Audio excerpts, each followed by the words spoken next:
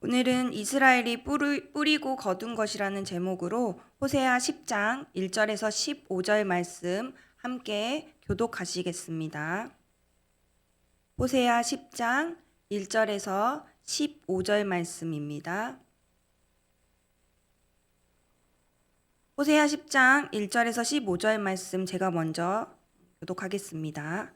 이스라엘은 열매 맺은 무성한 포도나무라. 그 열매가 많을수록 제단을 많게 하며 그 땅이 번영할수록 주상을 아름답게 하도다. 그들이 두 마음을 품었으니 이제 벌을 받을 것이라. 하나님이 그 제단을 쳐서 깨뜨리시며 그 주상을 허시리라. 그들이 이제 이르기를 우리가 여호와를 두려워하지 아니하므로 우리에게 왕이 없거니와 왕이 우리를 위하여 무엇을 하리요 하리로다. 그들이 헛된 말을 내며 거짓 맹세로 언약을 세우니 그 재판이 밭지랑에 돋는 독초 같으리로다. 사마리아 주민이 벤 아웬의 송아지로 말미암아 두려워할 것이라. 그 백성이 슬퍼하며 그것을 기뻐하던 제사장들도 슬퍼하리니 이는 그의 영광이 떠나감이며 그 송아지는 아수르로 옮겼다가 예물로 야렙 왕에게 드리리니 에브라임은 수치를 받을 것이요 이스라엘은 자기들의 계책을 부끄러워할 것이며 사마리아 왕은 물 위에 있는 거품같이 멸망할 것이며 이스라엘의 제 곧 야훼의 산당은 파괴되어 가시와 찔레가 그 제단 위에 날 것이니 그때에 그들이 산더러 우리를 가리라 할 것이요 작은 산더러 우리 위에 무너지리라 하리라.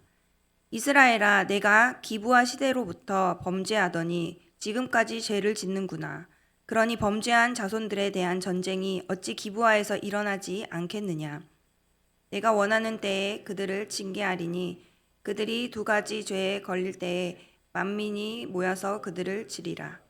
에브라임은 마치 길 잃은 암소 같아서 곡식 밟기를 좋아하나 내가 그의 아름다운 목에 멍에를 메우고 에브라임 위에 사람을 태우리니 유다가 밭을 갈고 야곱이 흙덩이를 깨뜨리리라.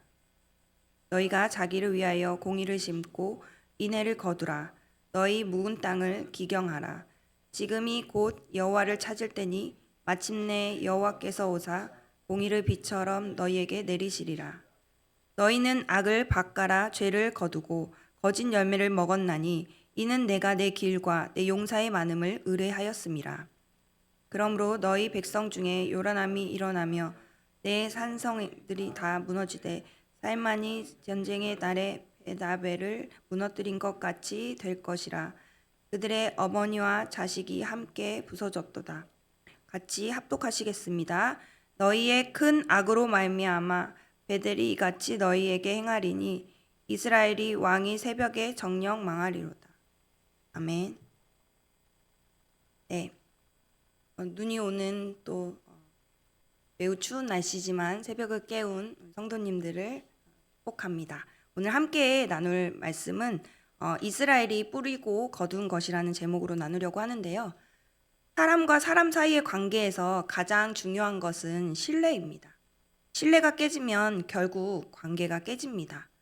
물론 어느 날 갑자기 일어나는 한 가지 잘못된 행동으로 신뢰가 깨지는 경우도 덜어 있습니다만 많은 경우 상대방의 잘못이나 신뢰가 깨지는 일들이 점차 쌓이면서 일어나기도 합니다. 오늘 본문에 나오는 이스라엘의 경우가 그러합니다. 이스라엘 백성들이 하나님을 거절한 것이 하룻밤 사이에 일어난 것이 아닙니다. 이들은 하나님으로부터 한 걸음 한 걸음 또 한 발자국씩 멀어지고 있었습니다. 그리고 결국 그들의 신앙생활은 파탄에 이르게 되었습니다. 이스라엘 백성들은 하나님의 관계를 매우 소홀히 했습니다. 그리고 그 결과는 매우 비참했습니다.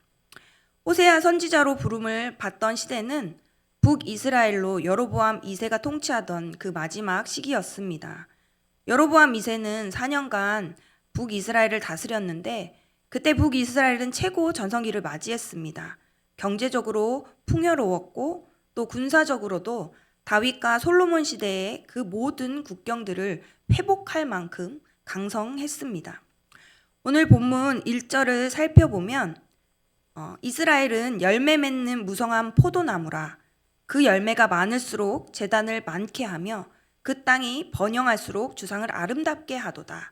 이스라엘을 열매 맺는 무성한 포도나무라고 표현하였습니다. 그러나 무성하다는 말의 히브리어 보케크에는 헛되다, 황폐하다는 뜻도 있어서 호세아가 이 단어를 사용한 것은 이스라엘이 겉보기에는 열매가 무성하게 맺힌 것처럼 보이나 실상은 속빈강정이라는 것을 말하려 한 것입니다. 외적으로는 경제적인 부흥이 있었지만 영적으로는 빈곤한 시대였음을 볼 수 있습니다. 2절은 이렇게 말씀합니다. 내가 두 마음을 품었으니 이제 벌을 받을 것이라. 하나님이 그 제단을 쳐서 깨뜨리시며 그 주상을 허시리라. 이스라엘은 번성할수록 제단을 많이 만들었습니다. 번성할수록 제단 옆에 있는 주상, 한마디로 즉 돌 기둥을 예쁘게 만들었습니다. 하나님께서 그들에게 복을 주셨으니 하나님께서 주신 것으로 성전을 아름답게 하는 것이 마땅한 일이 아니겠습니까? 그러나 그들이 제단을 만들수록 하나님 보시기에 합당한 제단이 아니었기 때문에 하나님의 진노는 더욱 커집니다. 그들이 예배당을 아름답게 꾸밀수록 그들이 받을 벌이 커지는 것입니다. 그 이유는 이스라엘 백성들은 여호와와 바알을 동시에 숭배하는 양다리를 걸쳤기 때문입니다. 이러한 모습은 이스라엘뿐만 아니라 우리 자신의 모습일지도 모르겠습니다. 이스라엘의 모습이 우리 인간의 대표성을 띠고 있기 때문입니다. 야고보서 1장 8절의 말씀을 보니 두 마음을 품어 모든 일에 정함이 없는 자로다. 또 4장 8절에 하나님을 가까이 하라. 그리하면 너희를 가까이 하시리라. 죄인들아 손을 깨끗이 하라. 두 마음을 품는 자들아 마음을 성결하게 하라. 두 마음을 품는 자들은 정함이 없으므로 그 마음을 성결하게 하라고 권고합니다. 두 마음을 품은 자들은 그 죄값을 치를 텐데 그것은 하나님께서 그들이 의지하는 헛된 신들을 파하시고 또 무너뜨리심으로 그 우상들이 아무것도 아니고 아무 힘도 없다는 것을 보이시는 것입니다. 비로소 그때 하나님을 두려워하지 않던 그들은 자신들의 의지하는 왕이 자기들을 구원하지 못할 것임을 깨닫게 될 것입니다. 하지만 그 깨달음이 결코 회개가 아닙니다. 이스라엘 백성의 두 마음에서 나오는 것은 거짓되고 허망한 약속과 언약들 때문입니다. 결국 이들이 거짓과 헛된 약속은 다 하나님의 심판 아래로 오게 되고 그때 하나님의 심판은 오늘 말씀에 기록된 것처럼 독처처럼 쓰리고 죽이는 것이 될 것이다 라고 기록하고 있습니다. 결국 이스라엘은 자기들이 섬기는 송아지 신상도 아수르에 빼앗기고 탄식하게 될 것입니다. 그들은 하나님의 영광을 버리고 또 바알과 금송아지로 대표되는 물질의 영광을 구하며 살았기 때문입니다. 마치 물 위에 떠다니는 거품처럼 멸망하게 될 것입니다. 이렇게 성경은 기록하고 또 호세아는 말씀합니다. 12절의 말씀을 한 번 더 보면요. 너희가 자기를 위하여 공의를 심고 또 인애를 거두라. 또 너희 묵은 땅을 기경하라. 지금이 곧 여호와를 찾을 때니 라고 말씀하십니다. 지금이 곧 여호와를 찾을 때니. 그러나 아직 아수르 땅이 침략하지 않았습니다. 그러므로 아직 평안이 있을 때 바로 지금이 여호와를 찾을 때입니다. 하나님의 징계가 아직 시작되지 않을 때 지금이 바로 회개할 기회입니다. 우리 역시 마찬가지입니다. 바로 지금이 하나님을 찾고 부를 때입니다. 그러므로 호세아는 바로 지금 자신의 묵은 땅을 갈아엎으라고 외칩니다. 마음을 돌이키고 새롭게 하라는 것입니다. 내가 갈아엎는 것이 아니라 하나님 앞에 나의 죄를 고백하면 주께서 주의 성령을 보내셔서 내 안에 있는 죄의 묵은 땅을 갈아엎고 또 나를 변화시켜 주십니다. 거짓과 폭력과 욕심과 음란에 빠진 나의 저주받은 이 죄의 습관을 고쳐주신다는 말씀이십니다. 그리고 호세아는 죄를 용서받아 순결해진 그 마음에 공의를 심고 인애의 열매를 거두라고 호소합니다. 공의를 심는 일은 말씀을 내 안에 채우는 일에서 시작됩니다. 날마다 주님의 말씀을 채우면 그 말씀이 내 안에 심어져서 하나님의 온전하시고 기뻐하시는 뜻을 분별하는 자가 됩니다. 이것이 공의를 심는 것입니다. 그러는 동안 내 안에 하나님께서 새로운 본성을 넣어주셔서 죄와 허물이 많던 나도 하나님과 성도들을 사랑할 줄 아는 자가 됩니다. 인애의 열매를 거두는 자가 되는 것입니다. 그러면 마침내 여호와께서 그들에게 오셔서 주님의 의를 비처럼 내려주실 것입니다. 그들이 다시 히스기야 시대처럼 하나님의 은혜로 이 어려움을 극복하고 새 시대를 여는 자들이 될 것입니다. 이 모든 일을 주께서 하십니다. 우리는 그저 주께 나아가서 내가 잘못했으니 내 죄를 용서해달라고 구하면 됩니다. 그러면 나의 죄의 묵은 땅을 갈아 엎어주십니다. 그리고 날마다 영의 양식인 주님의 말씀을 묵상하고 기도함으로 하나님과 교제하는 삶을 살면 주께서 나를 의의 세계로 또 의의 길로 인도하십니다. 내 힘으로 모든 일을 하려고 하지 않아야 합니다. 죄에서 빠져나오는 것도 훌륭한 믿음의 생활을 하는 것도 내 힘으로 할 수 있는 일이 아닙니다. 나도 하나님의 신실한 성도가 되게 해 주시도록 주께 도움을 청하는 것입니다. 생각 없이 세상에 휩쓸려 사는 자가 되지 말고 주의 은혜 속에서 사는 천국 백성 되시기를 소망합니다. 말씀을 정리하겠습니다. 이스라엘이 뿌린 것과 거둔 것이 무엇입니까? 이스라엘 백성이 하나님을 떠나 교만함에 빠졌을 때 죄를 뿌렸고 하나님께로부터 심판을 받았습니다. 그렇게 심판을 거둔 것입니다. 그러나 고통 중에 있는 백성들을 향한 하나님의 마음은 그럼에도 불구하고 새로운 소산물을 주시려 하십니다. 그래서 하나님은 이제 묵은 땅을 기경하라고 말씀하십니다. 아직까지 한 번도 쟁이질하지 않아서 단단해진 그 땅을 갈아엎기만 하면 하나님께서는 비를 내리셔서 소산물을 주시겠다고 하십니다. 묵은 땅을 기경하는 것은 하나님을 찾는다는 것입니다. 고집으로 단단해진 마음밭을 어느 누구의 쟁기나 호미도 허락하지 않았던 그 땅, 하나님의 음성도 거절했던 닫혀진 마음을 갈아엎으라는 것입니다. 오늘 저와 우리 공동체에 있는 또 오늘 이 자리에 나온 우리 성도님들, 묵은 땅이 무엇입니까? 우리가 묵은 땅을 갈아엎을 때 마침내 여호와께서 임하사 의의 비처럼 내리시리라고 약속하셨습니다. 이스라엘을 떠나셨던 여호와께서 임재하시겠다는 약속입니다. 다시 이들을 찾아오셔서 영광을 회복시켜 주시고 의를 비같이 쏟으시겠다고 말씀하고 있습니다. 우리가 우리의 묵은 땅의 영역을 내어놓을 때 하나님은 우리 개인의 삶을 회복시켜 주실 것입니다. 또 우리 가정을 회복시키며 우리 교회를 회복시켜 주실 것입니다.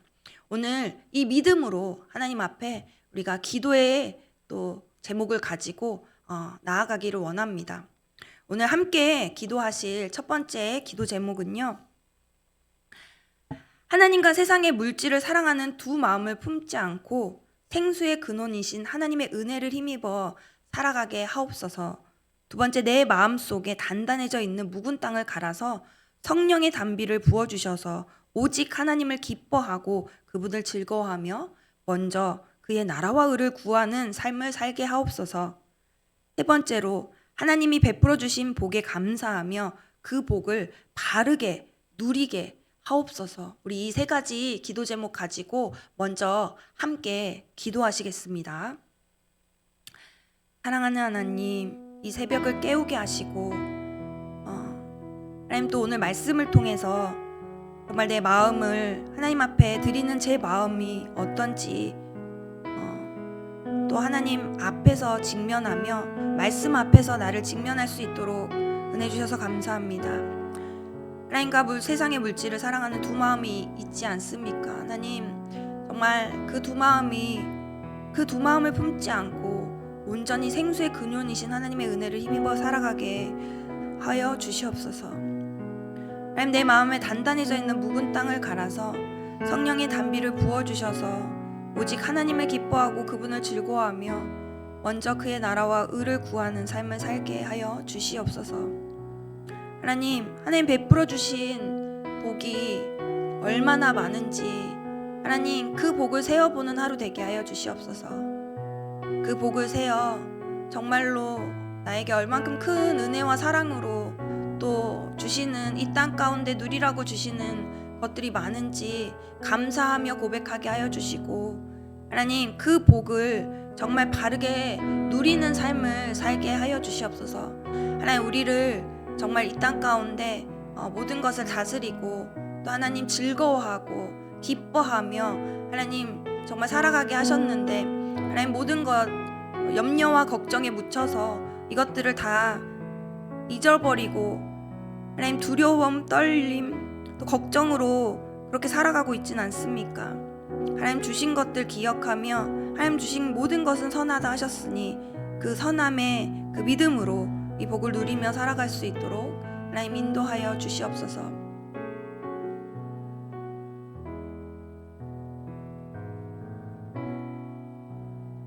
우리 이 시간에 한 번 더 기도하기를 원하는데요. 두 번째로는 예배 리뉴얼의 과정을 성령께서 친히 이끄사 하나님 사랑이 다시금 회복되고 하나님 사랑이 원동력 되는 과정이 되게 하옵소서. 두 번째, 전국적인 역대급 폭설로 피해가 속출하는 가운데 속히 복구되고 또 어려운 이웃의 안정과 삶을 지켜주시기를. 마지막으로 황태경 원사님 부친상 위로 예배가 오늘 오후 5시 분당 서울대병원 장례식장에서 있습니다. 이 가운데 삼위 하나님의 위로가 함께 하실 수 있도록 우리 한 번 더 기도해 주시기를 부탁드립니다. 사랑하는 하나님, 감사합니다. 하나님, 우리 교회가 정말로 예배가 힘이고 능력임을 고백하며 하나님 예배 리뉴얼에 온 힘과 뜻과 정성을 다하여 하나님께 정말 주님 손에 올려드리며 간절히 한 마음으로 기도하고 있습니다. 준비하고 있습니다. 하나님, 그 여정과 가정 가운데 하나님 정말로 은혜의 시간들이 되게 하여 주시고 더욱더 예배에 목숨을 걸며 예배 능력을 경험할 수 있는 우리 더사랑교회 될 수 있도록 은혜를 허락하여 주시옵소서.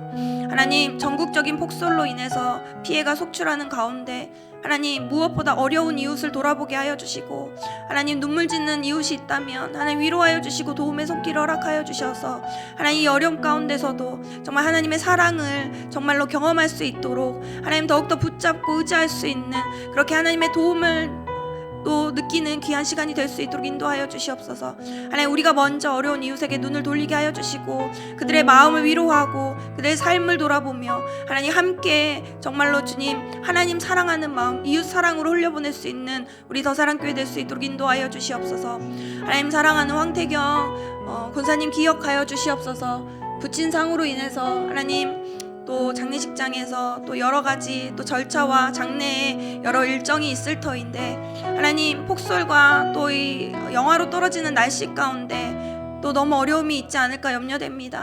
아니, 우리 권사님 가정과 또 우리 권사님과 또 그 모든 절차 가운데 하나님 은혜를 부어주셔서 정말 온전한 위로가 하나님 그곳 가운데 임할 수 있도록 인도하여 주시옵소서. 하나님, 그곳 또 하나님 천국 환송 가운데 가족들이 하나님을 바라보는 은혜의 시간이 되게 하여 주시고 하나님 정말로 주님께서 일하시며 하나님이 하셨다고 고백할 수 있는 정말 슬픔의 자리이지만 하나님 은혜가 가득한 자리가 되고 또 은혜와 평강과 위로가 정말 주님을 만나는 귀한 시간으로 하나님 만날 수 있도록 인도하여 주시옵소서.